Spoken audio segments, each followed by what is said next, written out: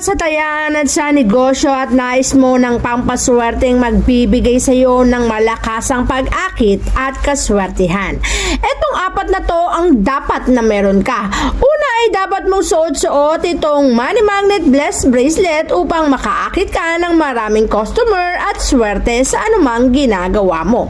Pangalawa naman ay dapat na meron kang Money Magnet Wishing Lucky Charm kung saan ang bawat kahilingan mo ay isusulat mo sa malinis na papel at ipapasok mo sa loob nito pagkatapos ay bulungan ng kahilingan.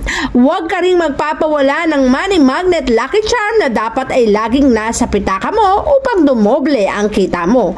At syempre ang pinakaswerteng numero 8 o Infinity 8 na maging panghabang buhay ng swerteng darating sa buhay mo. Sa bawat kahilingan ay sabitin mo lamang ang orasyon o dasal na sagin, sagi, sagdu upang matupad ang kahilingan